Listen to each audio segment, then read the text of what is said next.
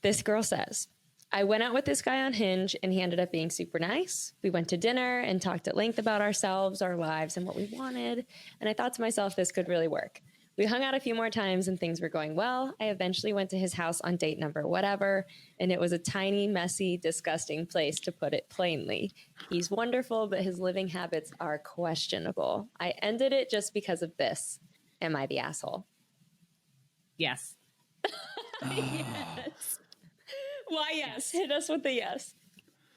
Who knows what his current financial situation is? Maybe he's saving up. Maybe he like recently got let go and he had to, downsize. Maybe he's been so busy with work and making time to take you on a date that he didn't have time to clean up. Or like if he's messy and you're really clean and it was going to get to the point where you guys were like in a serious relationship, like you could probably work on that together. You just walk in, you're like, so did you have a break-in or someone try to rob you? What do you guys think? I take the other side of the coin, and I realized in listening to your answer, I was like, Ilana is a much better person than I am. I thought the same. I thought the exact same thing. I was like, this place is a disaster. I'm out. That's a no for me, dog. I was like, I'm the asshole.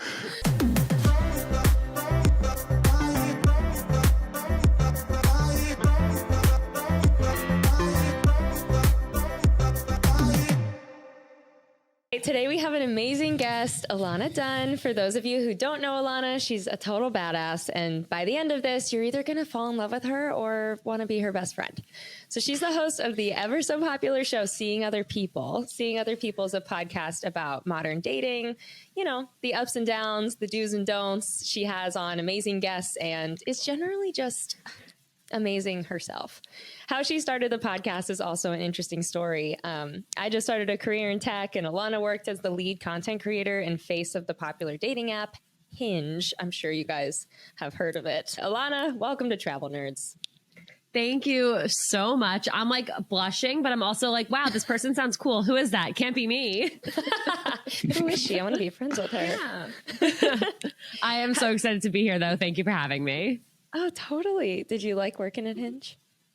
I actually loved working at Hinge. I joined when it was very much in startup mode, and it was like throw shit at the wall and see what sticks. And as a creative person, that was just music to my ears. And it was really like a playground for me to experiment and kind of develop my skills. And it really led me to what I'm doing now. So that's awesome. Yeah. Everything works out along the way. Makes you who you need to be. Okay. So to kick off the show, I actually wanted your dating advice. You talk to people all the time. So just entertain me really quick. I'm gonna give you a little brief blurb about what happened to me. So just before Christmas, this was very recent. I got cheated on by my boyfriend of 3 years. We'll call him Mr. Rogers. So Mr. Rogers and I lived together and recently moved into like a giant, beautiful house in Orlando for this new job I got. Everything was like working out. One day I was making him lunch and I saw some pretty fishy text messages pop up on his phone. So I checked messages on his laptop. Pro tip to everybody out there: if you delete your messages on your phone, they don't delete on your laptop. You have to do that. Oh, no way. You have to do that. Well, you know what? In this case, thank God. Yeah, thank God. So yeah, people will use that tip now, I'm sure. So I read through like a few from like multiple different women. And he was having like a full-on emotional relationships with them. Still unsure if he ever physically cheated on me, but honestly, I just like do not care. Yeah. I'd rather have him get hammered and hook up with someone at a bar than like ask this one woman how her son was and like saying like, I'll pay for his babysitter so you can go to the spa because I know you've been very stressed. It's like, ugh. So needless to say, yeah. Bleh. So I broke up with him immediately. I'd previously lived in Australia. So I ended up booking like a 3-week trip back to hang out with my best friend, Pia. I was like, I need to get the fuck out of here. Like I need to just go have fun and not think about this. When I was in Australia, I went on a date with like four different guys. And then, dating internationally on vacation is truly a whole ass thing. I was telling Kenny about one of the dates, and I told him how I met this one guy under a bridge, and Kenny proceeded to roast me and tell me I have to be safer and that I'm not allowed to date trolls that live under bridges. No, he wasn't a troll. He was actually really cute. But I wanted to get your opinion when dating on vacation, right? Do you have any like general or safety tips for the people? Because that's like a whole world in and of itself. Definitely. And right before I jump into that, I want to applaud you for having the strength to just walk away when you found that out, because I know a lot of people who would want to hear the person out and, you know, see if they stop now, can we work through this? And I just think you have so much strength in the fact that you were just like, this is not okay. I'm not willing to put up with this. And you also just didn't just sit there and wallow. You were like, okay, let me go do me. And you went to Australia, you saw your best friend, you went on these dates. And I just wish like everybody could follow that model of like breakup recovery. Obviously breaking up and healing it's not linear, but I think you did a really good job. Oh. Safety tips when dating on vacation. I think the first thing, whether you're on vacation, traveling, or in your own city, you should always, always, always make sure somebody knows where you're going and who you're going with. Tell them exactly where the date is. Send them screenshots of this person's dating app profile, or like send your location, whatever it is, as much information as you can give, even one friend or your group chat, whoever it is. Someone needs to know where you're going and who you're going with. Totally. That is a great. I actually, you're like, send it to your girlfriends.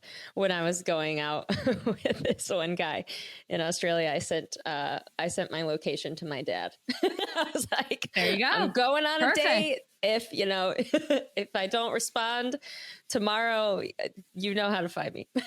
Yeah. I mean, seriously, as long as someone knows, someone who's close to you knows. And also, like, I try and check in with my friends when they're going out on dates, no matter where they are, at like 3 hours later. If I haven't heard from them, I'll be like, follow up, like, let me know that you're alive. Like, thumbs up. Are you coming home to your home? Are you going to their home? Like, just let me know. And I think it's really important to have that two-way communication with your friends when they're on dates or when you're on dates, just so you know you're good. Like, at the end of the day, you're meeting up with strangers, either from the internet, strangers from other countries, strangers where there might even be a language barrier, and scary things can happen as much as we don't like to think so. And we hear these stories and we see these news reports and it's like, oh, well, that would never be me, but it could be, because that person never thought it would be them either. Yes. It's scary. Ugh, you're so right. And then hearing you talk about like, just going back to the like having strength to do stuff, you know, it's like, I think the first feeling that I felt was just like super embarrassed, which sucks because anybody who gets cheated on should not feel embarrassed. That is so about them and they're a narcissist and it's not about you at all. But yeah, you're like embarrassed that you didn't know, like you're supposed to be a detective or something. Have you ever gone through like a horrible breakup? Oh, have I? Funny you ask.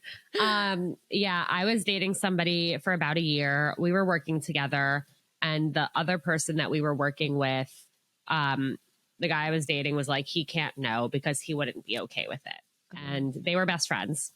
And so I was basically in this secret relationship for a year.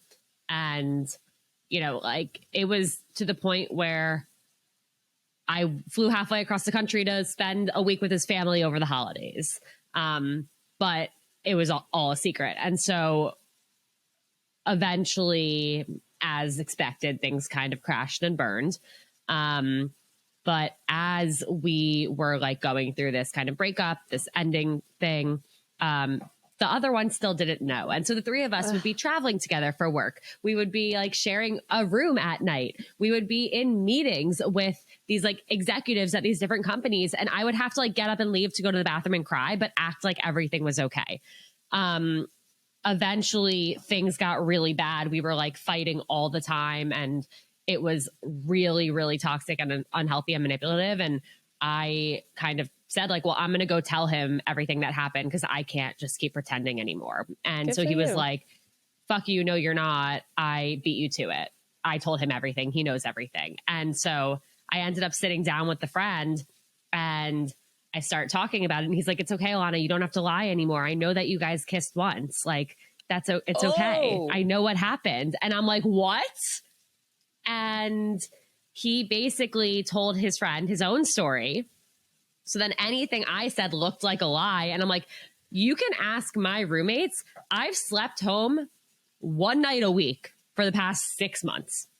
Like, what a dick. That's not what was happening. And he's like, Ilana, like, I was going out with him on the weekends. Like, he was hooking up with all these different girls the entire time. So there's no way you can tell me that you two were in any form of a relationship. I know you kissed once. Stop lying. So yeah, he basically was hooking up with other people the entire time to kind of keep up the facade that we weren't together.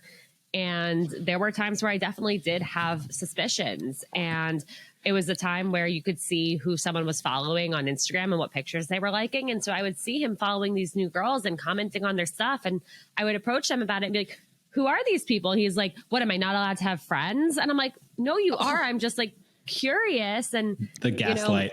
I was just like, that is a common ask question right there. Why?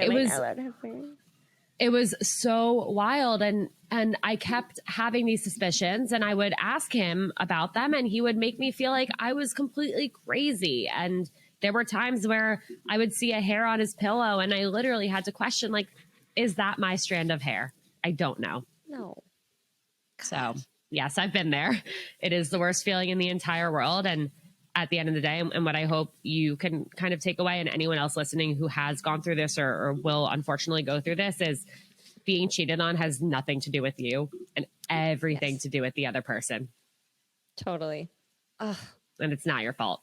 Shit, that's tough. And you work to, it's having to like, just, you wake up, you know, you're involved with him at work, you go out at night, you're involved with him in your personal life. It was like everything. Oh my gosh. It was horrible.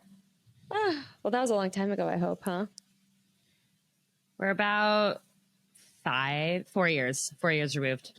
All right. So. Yeah. Long time, but we can still almost laugh about it. Yeah. I was going to say, I was like, there's like a point where you start being like, that was so long ago, like water under the bridge. And for some reason, it usually takes about 5 years to feel that way. I feel like I definitely still wonder what I would do if I ran into him on the street. Oh my God. Fingers crossed. Throw a nice right hook. That's what I recommend. I haven't not been taking boxing classes. I slapped the shit out of Mr. Rogers. So yeah, you did. I had to. Oh my gosh. Okay, let's get into Hinge a little bit. So you worked there for how long? A little over 2 years. Okay, very cool. And I'm new to dating apps. Okay. I've always been that girl who's like had a boyfriend perpetually. I'm trying to navigate these things and everybody seems to have the same little like weird ass stereotypes. And I guess I'm asking this question, but I've been doing it too.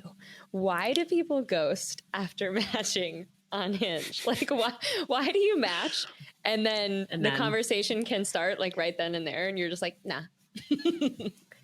A lot of different reasons, so many different scenarios. I think one thing that happens more often than not is people are really just swiping for validation. They want to know that somebody wants to match with them, and they might not even be looking to go on dates right now, but it's something that they do second nature when they're on the toilet, like before bed, they just swipe, and you know, maybe they'll get some matches and but I think a very common thing is, let's say you're spending or they're spending 20 minutes a day swiping, and let's say they swipe right on, or they like 50 people. And 10 of those people like them back. So they get 10 matches. And then 3 of those people end up messaging them and starting a conversation. The other 7 don't. Well, guess what? One of those conversations ends up connecting and taking off, and it starts to be a good conversation. Now they're invested in that conversation. They're planning a date with that person. They're excited about that person. They're hoping they don't need to talk to the other 2 people who have messaged them. And they're not even thinking about messaging this other 7 people who they haven't messaged, because this conversation is taking off. They now are hopeful. They're now putting this person on the world's tallest pedestal, really thinking it's going to work out, trying on their last name for size. And then they go on a date with that person. Either the date goes well and they continue to pursue them, or the date doesn't go well. And then they'll either go back and swipe again for the validation and then get into that same pattern, or then maybe they'll pick up one of those other conversations.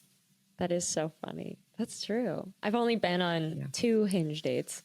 Both of them went really well. Like, everyone's always out here saying like, oh, you're gonna run into the disaster of online dating. And I'm like, well, I haven't yet.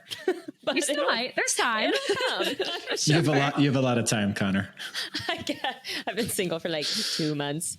Is it normal to ask someone out on an app and then like not talk to them for the week leading up to your date? I think it's rare. It definitely happens, but I don't think that's the norm. I think more so people are so in their head about it that like they want to have this fiery, like text flirting connection going into the date and keep learning things about this person so they know what to talk about on the date. And I actually think the better situation would be like plan the date and then just show up to the date and see what happens, because otherwise you end up building up this story in your head about this person and getting overly excited about them before you even know if there's a connection. And so I honestly wish more people would just match, converse a little bit, plan a date, and then show up to the date. I think I would save people a lot of like anxiety and heartache. Do you have any first date tips? Like, how long should the ideal first date be? Are you going to do a whole day thing? Are you meeting for coffee, something short and quick? What's your take? I think I know a lot of dating coaches and dating people out there will say like, oh, it should be no longer than an hour. Like anything like longer than that is crazy. It should just be a first meeting. Really? I don't think it should be a whole day thing. I don't think it should just be coffee. I think it should be somewhere in the middle. Grab drinks. If you're having a good time, there's no harm in getting another drink or going on a walk after or doing whatever. Like, I've been on hour-long dates that sucked and hour-long dates that were great. And I've been on 5-hour-long dates where I just somehow didn't end the date, even though I was miserable. And I've been on 5-hour-long dates that were great. I really don't think there's like it needs to be this one way. I think if you're having a good time, there's no harm in continuing to get to know the person. Yeah, that's true. That's funny. I've been on 5-hour-long dates that were horrendous. I hated it the whole time. But I stayed. Didn't really know how to leave. Oops. I haven't even gotten to the point yet where I feel comfortable going on a date without alcohol. I'm like I gotta ask them to happy hour. If I don't have a margarita, like I will be awkward. My 4th date with my now boyfriend of over 2 years, Jake, our 4th date, we went to dinner and he like didn't order a drink. And so then I felt weird ordering drink. And I'm just like, wait a second, are we like having a sober dinner right now? Like I was not mentally prepared for that. And our plan was to get dinner at the sushi place and then go back to his apartment to watch The Bachelor with his roommates. I was going to like meet his roommates and we all love The Bachelor. And so I'm like, okay, maybe like we're just getting food now. And like he has like, we'll have wine when we get back. Nope, no wine. We're like an hour into The Bachelor, like still completely sober. And during one commercial break, I just look at him and I go, so wine? And he was like, oh, yeah, my bad. Like, he didn't even think about it. He wasn't thinking about cute, it. Though. It was so early on. I was nervous. So you're a Bachelor fan? Big Bachelor fan. What do we think of Zach? I think overall he is a very good bachelor. I think he's been really cognizant of like, how can I show up for them in the way that they need while still like fulfilling my needs as the bachelor. But did you watch last week's? Yes. I did not like how he responded to Greer when she made that comparison to when she had COVID during sales. Phil Kenny in. So the Bachelor, Zach, got COVID and had to like cancel all of his dates for the week. And the girls were like really upset about it. And they got to have these like little dates over video chat with him. And one of the girls was like checking in, was like, I just want to make sure you're okay. Like, I know, like, I can only imagine how hard this is for you. Like when I had COVID, it was at the end of like a big sales quarter and it was really stressful because I wanted to like get everything done and do a great job. But I was so sick, and I can imagine that's sort of how you feel with like wanting to go on the dates, but not being able to. And he was like, yeah, I think my situation is very different. I'm trying to find love, not meet my sales goals. And she felt so horrible after that because he just like completely shut her down. And like, obviously she wasn't like, she's like, I wasn't trying to belittle your experience. Like I was just trying to say, like, I also have been there when I got COVID at an inconvenient time. And I don't know. So there's a lot of mixed feelings, I feel like, going around on social media right now, which are interesting to see. But until that point, I thought he was good. Isn't that a little red flaggy of him, though? Yeah, that's what everyone's saying. I don't think watch, her career is BS. Like, yeah, it kind of makes it sound Yeah. like I don't care what you do for work. Right. And are you really trying to look for love? Because I'm pretty sure if you're trying to look for love, you're not going on The Bachelor. I mean, what's the success rate there, right? No, you're not there to find love. You're there to have a career in reality television. That's what it's all about. I don't know. This girl loved her sales job. I mean, yeah, it's like so many, I guess so many of them, they always say like, oh, we're just here to grow our brand. Maybe I should go on The Bachelor. Just get travel nerds. Let's pick this shit up. You know what's want to go on The Bachelor? No. My good friend, she met this guy a little over 2 years ago, and they had gone on like somewhere between 5 and 10 dates, and it was going really well. And he was casted for the next season of The Bachelorette as one of the guys. And he didn't plan to meet her. And he was like, I do think this would be really good for my career. Like he's an entrepreneur, and like it would have been great. He's like, but I really like where things are going with you. And if you don't want me to go, I won't go, but I need you to tell me. And she was like, I don't want you to go. And he didn't go. And they just got engaged. Good for him. Oh, they got engaged. Yeah. That's so sweet. So, sometimes you just need a little ultimatum. Yeah. You know? What did you think of him so far? I think he's weird. I think he's kind of a weirdo. I thought like on the not last episode but before, there was just a lot of girls like saying like a lot of intimate stuff about their lives, and he always responded like appropriately. He seems like he like listens, and then it's like, how can I make her not feel weird that she just way overshared? And then he'd respond. So yeah, I think he's there's been worse bachelors for sure.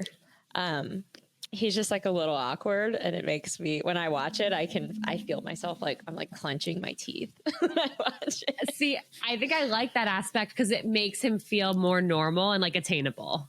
That's true. Yeah. And it's like, oh, it's just a normal guy looking for love like the rest of us. Yes. Oh, I love that you're a bachelor. We could make this whole podcast about that. Okay. Speaking of bachelorette contestants, how do you spot a fuckboy on the dating apps or in real life? What are the telltale signs? So unfortunately, I don't have a good track record of spotting that before they have fuckboy me over. But any sign, here's the thing, like, and Kenny, correct me if I'm wrong, but guys are pretty simple, and they will kind of tell you what it is that they're looking for. They will be pretty upfront, and it's kind of up to you to listen. And I actually just posted a video this morning of, I used like the clown filter on TikTok with this like silly music, and it's like, dumb bitch. And I'm like, POV, you are going on dates with this guy and he tells you he really likes you, but he's not looking for something serious. But because he said he likes you, you're like, oh, well, if he keeps hanging out with me, I'll convince him to want to be with me. So you keep going on dates, you meet his friends and family, you're spending 3 or 4 nights a week together.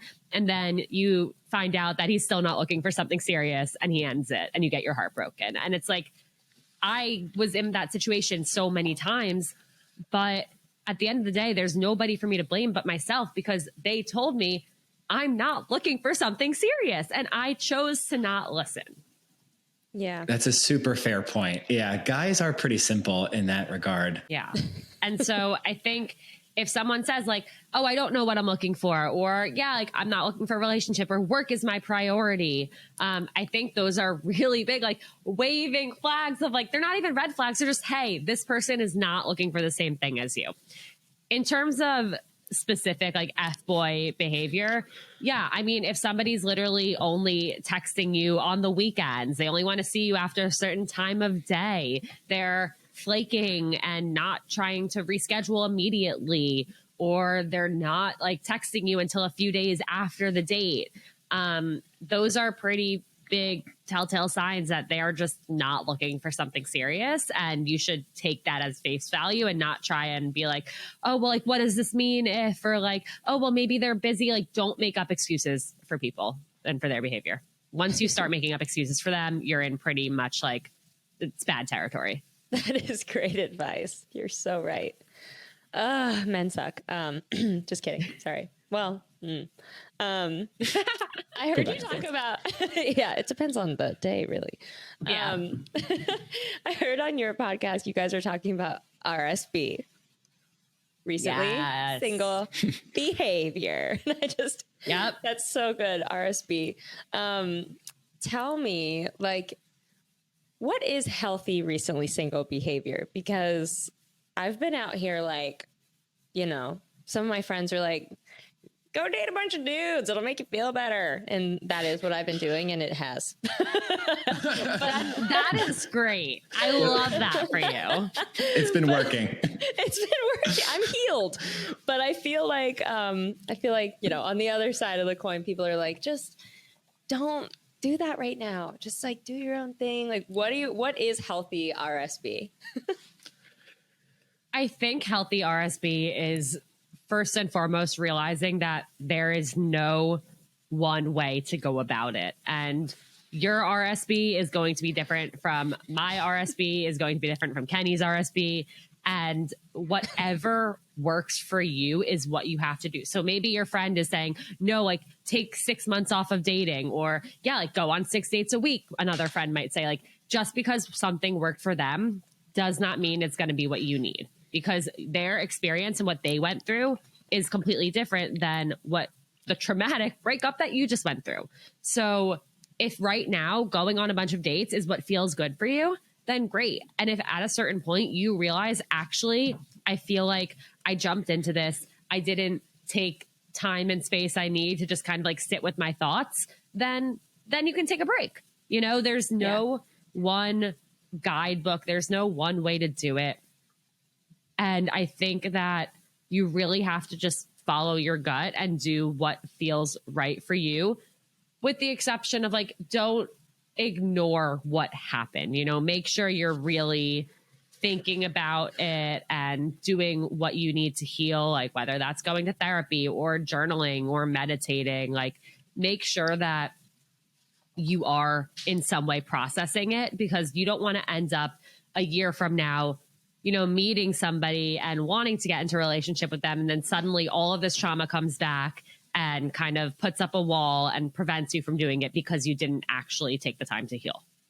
Yeah, I've totally been ignoring it completely. But that's okay for now. You're allowed. This crazy thing just happened to you, and like, you need to smile and have fun and live your life.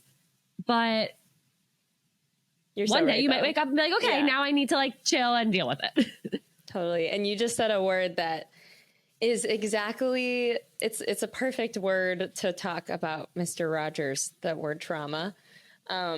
We started dating and then like 2-3 months later, my mom died. And 2 months later, he injured himself and couldn't walk for the whole rest of the 2.5 years we were dating. So I think like people say trauma bond is real. Like, it is real. And that is, it's like all you really want when shit's hitting the fan is for someone to like be there for you and support you and, make you feel good. And I think like, it's really crazy how I don't know if we would have even like been right for each other if we didn't both just have like so much horrible stuff going on. It was like we were each other's little distraction in a way. Yeah. What a mess. But you know what? You can look back on that and be like, thank God we had each other because we were what each other needed in that moment. You know, 100%. I think it's important no matter how bad a relationship ends. I think it's really important to be able to look back and appreciate the positives and not just look back and be like, wow, fuck that person. Like, I hate that this happened. This is all bullshit. I wish I never met them. Like, no, there are still things that you gained from each other and learned from each other and, you know, things that you got through because of each other. So I think that's really, it's just important to acknowledge and not just throw out the door. Oh, totally. And I don't regret it at all. It was like the entire time we dated, it was amazing up until that one day I read his laptop. So, you know, it's like the getting blindsided by it makes you want to be like, I wish that never happened. But yeah, I don't know who the hell I'd be right now if I didn't, if I was like alone during all of the post like mom sadness. I don't even know who I'd be. So I'm glad so sorry that happened. Yeah. Messy. Did you, when you, after reading his laptop, like, did you ask him questions? Did you get more information or were you just like, okay, this clearly happened, I'm out? No, I was like very confused. I like asked him who this person's name was. Like I had already read everything and I was like, who is she? Who is this person? And he's like, I don't know. He's like, I have no idea what you're talking about. And I'm like, you don't know this name? And he was like, nope. And then I just kept asking like probing questions like, oh, so you never sent a message about this, like very specific things. And he just completely lied to my face. He's like, I have no idea what you're talking about. And I was like, God, I love getting gaslit when I already know. I know the truth, right? Bitch. You can't hide. But yeah, I mean, Kenny, I called Kenny or you called me to say something about work that day. And I was just like, hey, what's up? Like very calm. And you're like, what's going on? And I was like, I just want to let you know if I don't respond to any work emails later in the day, this just happened. And he was like, you're kind of acting like a serial killer right now. He's like, are you okay? Like so calm and like monotone and just like, oh my she God. was way too calm. So in a previous life, I was a marriage and family therapist. And so I've done a lot of sessions with couples who were struggling with infidelity. And I've seen the gamut of responses of like people coming in and they're like, my partner cheated on me and this is how I'm feeling. And Connor's response was actually one of one. I've never actually seen someone go stone cold, borderline serial killer. And I was like, are you okay? And then she kind of was, yeah, I am okay.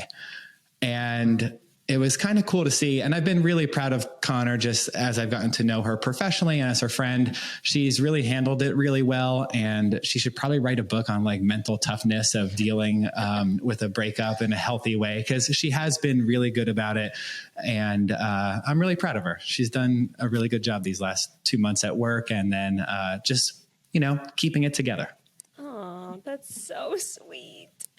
Kenny. Connor, why do you think that is? Like, why do you think you were able to kind of rise above and also be like a serial killer that day? I know. I was like surprising myself. I remember like going in the bathroom, looking at myself in the mirror and just kind of like expecting to have a moment alone to cry. And, you know, real me locked eyes with mirror me. And we were just like, we've been through harder shit than this. Like, that's kind of how I felt, I guess. It was like, you know, this is not the hardest thing I've ever been through. This will not be. And I got a lot going for me right now. It'd be different, you know, if life was really slow. But like, I love this job. We got the podcast. We're traveling. We're making stuff. Like, I just feel busy, which definitely helps. And then I've just gotten a lot of new people introduced in my life lately, especially moving here, like Kenny and Diana and other people that I work with and people that I like reconnected with from college that live here. And I don't know, it's like, I think there's nothing more important that you ever choose in your entire life than like who you end up with, right? That's everything. And I guess in a weird way, I just felt like he did me a favor. Like I felt like lessons that I didn't have to like deal with this later on in life, or I thought I'd feel like jealous or something, but like, you know, I don't have time for jealousy. It's like sometimes you're ahead, sometimes you're behind. It's just like if you're going to be just like don't be reckless with people's hearts. Like don't put up with people who are reckless with yours. That's just I was just like, no, is how I felt. I felt like I was like, not today. We're not doing this. So I don't know. I think just remembering that like no one's going to ever have your back more than you do was kind of how I felt. I was like, all right, you got this. You and only you. Make moves, find a place to live immediately. Yeah. I love that. And I'm really proud of you. And I hope you can, you know, always look back at this time and be really proud of yourself. And it sounds like, in a way, the reason you were able to say like, nope, I'm going to be okay. Like, I got this. I am going to put myself first here is because of a really important thing that it sounds like you did when you were in your relationship, which is maintain your independence and your life outside of your partner. And I think that is the most important thing that anybody in a relationship can do, because there's no guarantee that it's going to work out. And if it doesn't, I've been in that situation where I have been broken up with, but that entire relationship was my entire life. And I didn't care about what was going on with work. And I stopped hanging out with my friends because I just wanted to spend all of my time with this person. And to me, they were everything, which meant without them, I was nothing. And you did the exact opposite of that. You met all these people, you pursued your career goals, you traveled, you put yourself out there in so many different amazing ways. And you had all of those things. So just because you were losing this one person, the rest of your life was still there. Yeah. And it was new too. Like for the years where he was like out of service from his injury, like I didn't hang out with my friends and I didn't leave the house because he really couldn't. And so I'll just hang out with you because if you can't go anywhere, I'm not going to get dressed up and go bye. So that was, I think, like the independence thing came like in the latter half, you know, things started picking up for me again. And I was like kind of feeling like my old self after all this like horrible shit happened. So finding a balance between like being protective of your heart and then like being vulnerable. That's a tricky thing, but yeah, grateful that I had that like sense of independence, or else I feel like I'd be kind of effed. I was like, I'm taking the dog, and I just like called a real estate agent and left. I was like totally pulling a Jennifer Coolidge from Legally Blonde. I'm taking the dog, and and now life is good, and all of that just taught me a lot. Every bad thing, good thing, whatever the hell happens to you in your life, like use it. Use it. Learn from it for the next thing. And here we are talking about it on the podcast, which I never thought I would, by the way. Kenny's like, are you going to spill some tea? And I was like, no. And then I'm just talking. And now it is pouring. Yeah. Now I can't shut it up. But no, you're so right. Just being independent, and you're two independent people coexisting, not one person. Crucial. Yeah, I like to think of it as a Venn diagram. On one side, you have your life and the things that you came in with, the things that you're continuing to kind of pull into your life, the people in your life. And then on the other side, you have them and all the things that they came in with, the things that they know, the people they like to spend time with, the hobbies that they have. And then you have the middle part where the things you do together, the time you spend together, the couples you hang out with, the places you go. But not everything is in the middle because you each have your own sides as well. And I feel like that's the perfect balance. And that's something that I really believe like everyone should strive to do and to kind of create that model when they get into a relationship. Just like entertain me for a second. Tell me why you love Jake. Why does it work so well? Tell me. From the beginning, it was this sense of like calm and ease that A, I had never experienced, but B, I felt very ready for.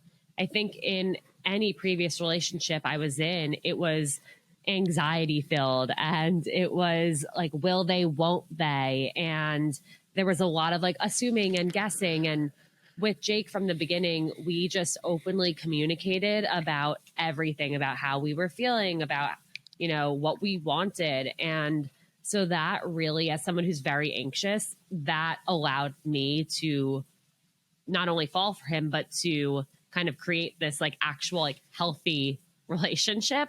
And as we've gotten to know each other more, like we're just so unapologetically ourselves together. And we both are really passionate about what we do for work, even though like our careers are completely different, but we're so supportive and like want to learn about what each other's doing. And yeah, I don't know. In a way, I feel like he's me in guy form. Like he also loves the Jonas Brothers and Bachelor, and but somehow he's straight. Lucky. I don't know. I feel real. I really do feel really lucky, and I tell him that all the time. Like, I don't know. Just very grateful that I have him. Ilana, was there a moment that you knew, or was it a slow build over time? There was a moment early on where I was like, oh, this is a guy I could see myself with. And that happened on our third date. On our first date, I was like, I won't die if I don't see this guy again. It was like, fine. But he asked me out immediately, like right after. He was like, I had a great time, would love to see you again. And I was like, cool, great, can do that. Our second date was better, but still not like, yeah, like this guy's the one. I think I was like still talking to another guy at the time. Our third date was the day after I got my first COVID vaccine, and I was so sick and I could not move my arm, but I like was gonna go on this date anyway. And like literally he had to like put my jacket on for me and cut my food for me. But we went and we had a great time. We went and did like a bottomless mimosa brunch, and then like walked around and ended up at this bar that we both like joked about that we would always go to when we were 21. And after that, all the while I felt so sick. And at the end of it, I was like, got a cab and I was going to go home, and we were like saying bye. And I was like, well, I'm just going to go and like sit on my couch and watch One Tree Hill for the rest of the day. Like, you're welcome to join. And he got in the cab and came and went home. I changed into sweatpants and a sweatshirt, like took my makeup off, didn't give a shit about like this guy, like me trying to impress him. Yeah. And we just sat on the couch, and for literally the next like 6 hours, we just watched One Tree Hill. And I was like, wow, this is somebody I can have a really great, fun, silly time with, but then also come home with and just feel so comfortable and like not overthink anything and just relax. And that was really, really big for me from the start of like, okay, I actually like do see that there's something here. That's amazing. I have a question. So, since it is a travel podcast, and travel and dating and courting are definitely, they go hand in hand. Connor's been whisked away to some places and has ended up in relationships because of it. So I want to give some advice to the guys out there. If you were to invite a potential crush or someone that you're dating on a long weekend, how would you plan it? What are you doing? How would you structure it? Would you do it solo? Do it with friends? Give some advice to the guys out there. I think the first thing is to make sure that they feel comfortable with it. Because if it's too early on, I would feel like there's a lot of pressure. Like, oh, they want to do like this like overnight trip so that like now I feel like I have to sleep with them if I haven't yet. There's now like this elephant in the room of like, well, you're kind of taking me away somewhere. We're spending the weekend in this hotel or this Airbnb, whatever. Like that would be on my mind the entire time, almost to the point where like I wouldn't be able to not think about it. And so I would make sure that they feel comfortable with it, or that like it's at a certain point where you know that there's not going to be this like one thing that's, like I said, like the elephant in the room. I think a first weekend away together, I think should definitely be just the two of you. It's like you're it almost solidifies like this is a thing and this is going somewhere. And it's the beginning of that honeymoon phase where you're no longer like, oh, do they like me? You're like, oh yeah, we're on a weekend away together. They like me. I like them. This is a thing. And it's almost like the most carefree time where you just get to enjoy each other. And so I think it definitely should be like a you two getting to know each other and being together without any other couples, other friends, distractions. That being said, you know, like spring and summer are coming. And of course, like friend groups take all these summer trips and go away for the weekend and stuff. And I definitely wouldn't like not invite the person because of that. Mm-hmm. But if you're going to do that, it's almost like not instead of, it has to almost be like in addition to still making that time to spend together. I have a game I want us to play. It's called Am I the Asshole? Dating edition. Let's do it. We got a few write-ins. So here we go. This girl says, I went out with this guy on Hinge and he ended up being super nice. We went to dinner and talked at length about ourselves, our lives, and what we wanted. And I thought to myself, this could really work. We hung out a few more times and things were going well. I eventually went to his house on date number whatever, and it was a tiny, messy, disgusting place, to put it plainly. He's wonderful, but his living habits are questionable. I ended it just because of this. Am I the asshole? Yes. Yes. Why yes? Hit us with the yes. Who knows what his current financial situation is? Maybe he's saving up. Maybe he like recently got let go and he had to, you know, downsize. Maybe he's been so busy with work and making time to take you on a date that he didn't have time to clean up. You know, I think in that case, like, especially if everything else about this person is great, it's like so worth a conversation of like, oh, like, are you always this messy? Or like, did I just get lucky on the day I came over? And kind of making a joke about it, because also like people can change their behavior. Like if he's messy and you're really clean and it was going to get to the point where you guys were like in a serious relationship, like you could probably work on that together. You just walk in, you're like, so did you have a break-in or someone try to rob you? What do you guys think? I take the other side of the coin, and I realized in listening to your answer, I was like, Ilana is a much better person than I am. I thought the same. I thought the exact same thing. I was like, this place is a disaster. I'm out. That's a no for me, dog. Oh I was God. Like, I'm the asshole. That's very funny. Oh, but that's definitely the most adult measured answer. It's very much like, hey, just checking in with them. Is everything okay? Like, because you're right there. And you would be really pissed if like, say that you look back on your life and you get like a little looking glass window into what could have been. And what could have been. This is like your person and they just had a crazy week and their house was a disaster. Now, with that said, back in my dating days, and this was a long time ago, I would never, ever, ever leave my house a mess if there was even a slight chance I was going to bring someone home. Yeah, because it's been a while, but even in college, and I was a disaster in college, but the first night I met my wife, my room was clean. Yeah. It's all circumstantial. Like, did this guy walk in and go like, welcome to my home? Or was my he beautiful, like, humble abode? Was he like, listen, I'm sorry. It's funny. Okay. Number 2. This guy says, I went on a date last week and it was great. She invited me on a trip where we'd fly somewhere next weekend and meet all her friends, just what we were talking about. I blatantly declined because I thought it was too soon to take a trip, but I really liked her. Am I the asshole? Absolutely not. Yeah, I completely agree. That is way too soon. That is so uncomfortable. That's scary. You, especially if it's just all of her friends and like none of yours, and like you barely know each other. You don't know who any of her friends are. Like meeting the friends should happen at a point where you've like heard about the friends and know a little bit about who they are and, you know, enough to start a conversation with them. No, you are not the asshole. I think it's kind of ridiculous that she invited you to that. In a different city, you can't be like, hey, I have a headache. I'm gonna go home. You're like stuck there. Yeah, I will say though, my dad invited my mom on a trip to Vegas for their second date, but they were in their 40s or like late 30s. That's pretty romantic. I don't know. She went, it worked out. I'm here. But I wouldn't do it. And then there's me. I love that.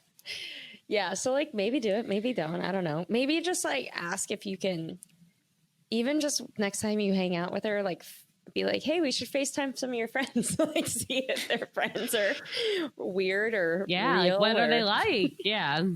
I feel like it's an unnecessary risk in dating too, because you bring in all these variables that you can't control, like the dynamics between friend groups and stuff. I would probably stay away from that early on if I was courting a girl. I would want to make sure that's really solid before I do the friends and family thing, because it's unnecessary risk. And your friends are embarrassing. Agreed. It's like, I don't know. And judgmental. Yeah. I don't know if I'd want like some of my girlfriends trying to like be like, so did you know this about Con? Did you know this about her? And then just like divulging too much. Okay. I got a third one. This girl says, I was on vacation and I met a chef at a restaurant. We ended up hanging out after I went back to his place. We hooked up and had a pretty intimate night. Then I saw him the next day at a bar. He put his hand on my leg and told me just to play it cool because he was with his friends. Looking down at said hand, I see a wedding ring. So I proceeded to approach his friends and tell them he was a cheating douchebag and left. With that being said, I never told his wife. Am I the asshole or should I have played it cool? Wow. That's a tough one. That's a tough one. It's a toughie. Huh. I think his approach saying play it cool makes him the asshole. Totally the asshole. Yes. He's certainly the asshole. I don't think you're the asshole. I certainly hope that one of his friends told his wife. That like breaks my heart. I imagine there's a chance that they didn't. But I don't think you're the asshole. I think you were very caught off guard, and honestly, power to you for speaking the truth. She just walks up to him and is like, he's a dick, and then leaves. Like, that's kind of a power move. As someone who has recently been cheated on, what do you think she should have done? Or do you think she's like in the right or the wrong for doing that? I don't know. I feel like if it were me, I probably would have never said anything to anyone and just like did this and left or something. Yeah. But it's complicated. It's like, if you're going to, first of all, if you're going to see her at the bar and you just hooked up with her last night and you're with your friends and you don't want them to know, don't approach her. Or like you leave. Don't like walk up and be all nice and be like, hey, I'm just gonna tell you that your reality here is a little secret of mine. It's like, that's mean. Say if a guy DM'd you and then you look on his profile and he's married, are you on team report it to the wife or are you on team just let it roll? Ugh. I was going to ask a similar question. This is something that I have like struggled with for years. I've thought about this. Like, if you know someone's cheated, what do you do? Do you tell the person? Do you not? And it's so hard. I have done I think that. if it's, I have been like, he messaged me. I just saw your thing and I just wanted you to know, girl power, all that. Oh. And I got a big fat ass message being like, don't you talk to him and don't message me. And like, I think it comes both ways. Like naturally that woman is just going to hate me, Yeah. She's just, he just messaged me. That's all it was. But I just wanted to be like, hey, your Vans is out here fishing. It's complicated. It's like, I got ripped on. And then the rest of the day I was like, should I have not said anything? And it's like, well, I guess I'd want to know, but then I think like a natural defense mechanism kicks in and then people get I think that's it. I think you have to ask like what you want to know, and me asking what I want to know. The answer is abso-freaking-lutely. As much as it would hurt, I would want to know and I deserve to know.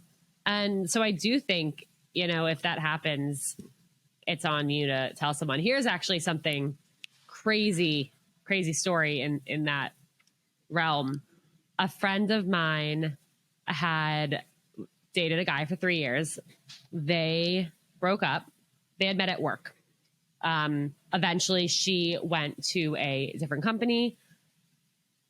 He ended up getting engaged to somebody else. And at his office holiday party, after being engaged, one of her coworkers saw him hooking up with somebody who was not his fiance. And this is one of like her old like work wives, like best friends from work, who saw this happen and told her and was like, what do you want to do? Like, do you want to tell his fiance? And it was this whole big like thing of should people tell her? Should people not? Now suddenly all these people knew because everyone's talking about it, debating, what do we do? And nobody told her. And now they're married with 2 kids. Oh my God. No one ended up telling her. No one told her. See, that's even worse. It's like, I guess I would definitely want to know anyway. I mean, I didn't have any hesitancy to say that. I would want to know. But Yeah. actually, that did happen to me with Mr. Rogers. Someone told me, and I was like, you're lying. Ugh. So that was me on the other end of it. Someone told you? Yes. How long before you found out did that happen?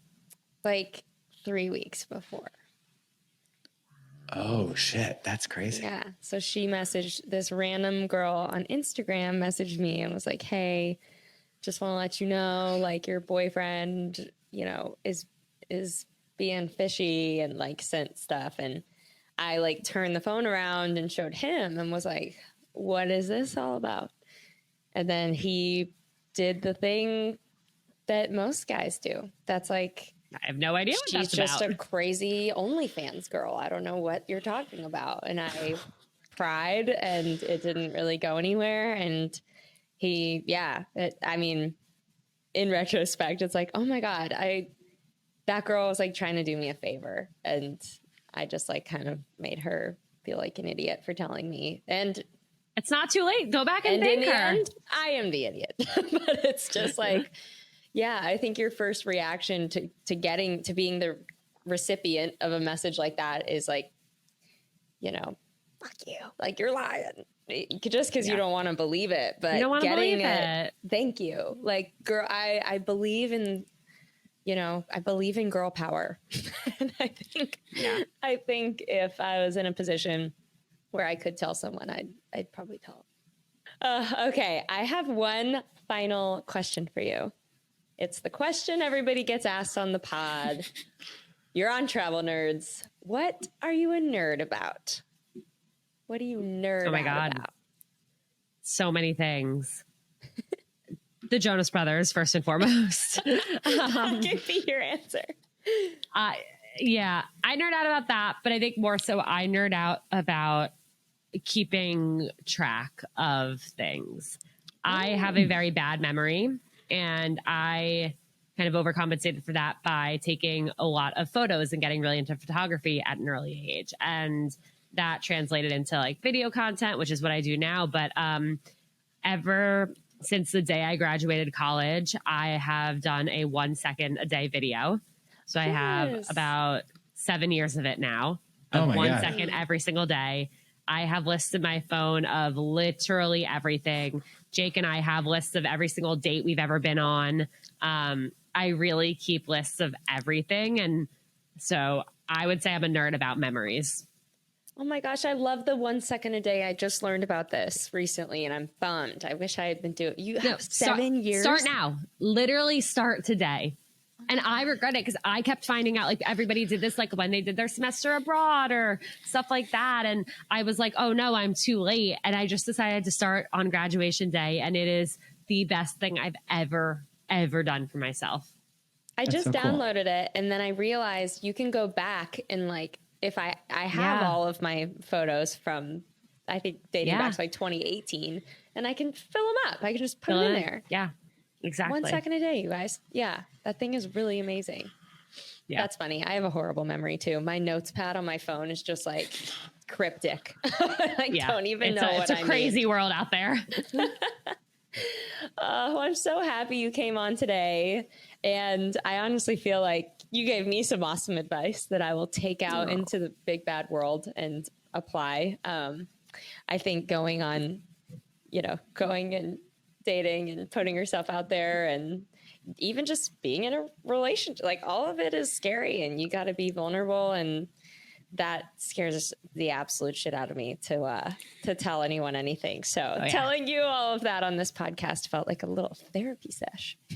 Well, I'm really proud of you. I know I said it before, but I just really admire your strength and how you've kind of come out on top of a really unfortunate situation. And so I just know you're doing great and you're going to be great.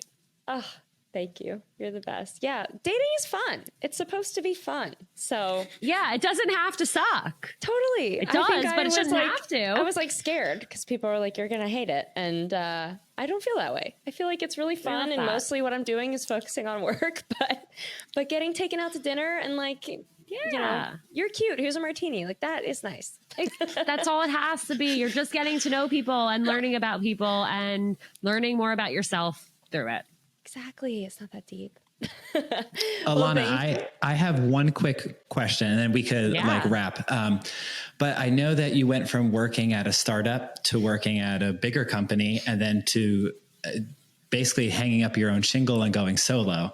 So as doing that transition in such a short time, could you ever go back and work for a company, or are you going to be solo on your own forever?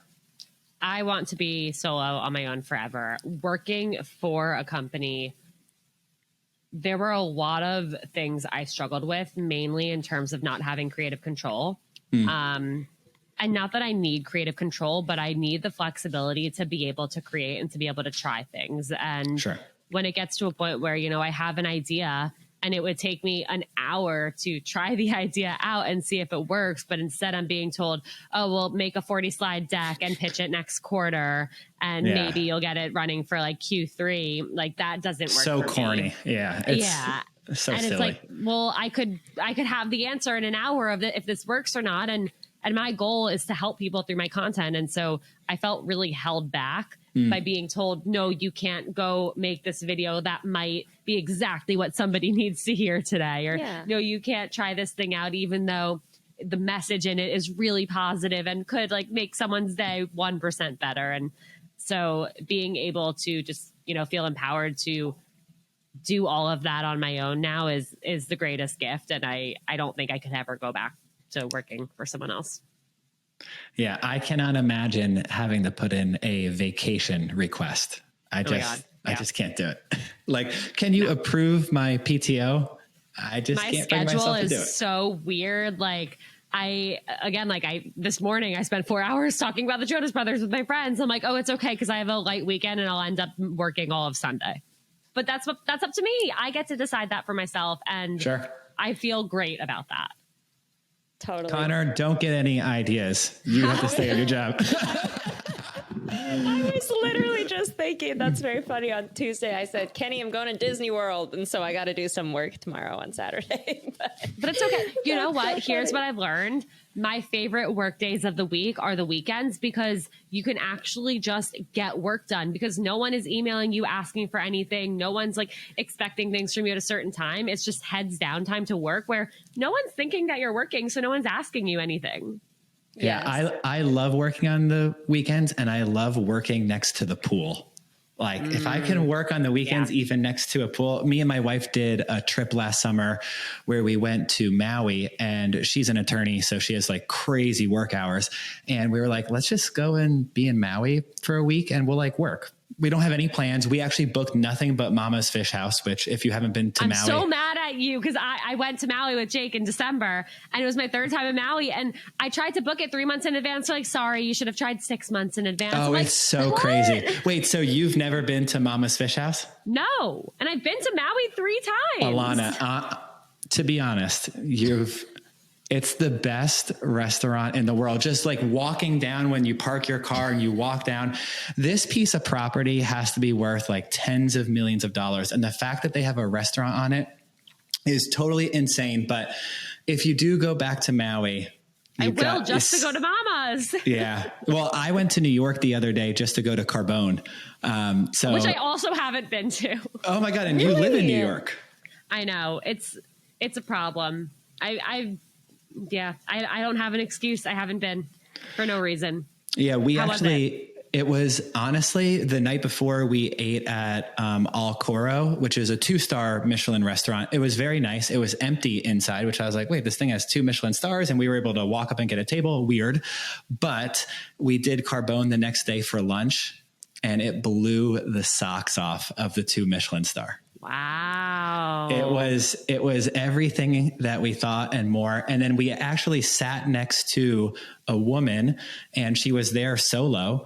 And she was like super cute, friendly looking. So we struck up a conversation with her, and we found out that she's a singer and she's moving to Nashville. So now we follow her on like Spotify. We made a little friend and hopefully made her dining experience at Carbone not suck so bad, because she's just kind of solo in Carbone, and me and my wife felt bad, and we're like, let's chat with her. You know, I've never gone out to dinner on my own or lunch. It's the best. It's the best. My wife goes crazy when I do it, but it's the best. Oh my God.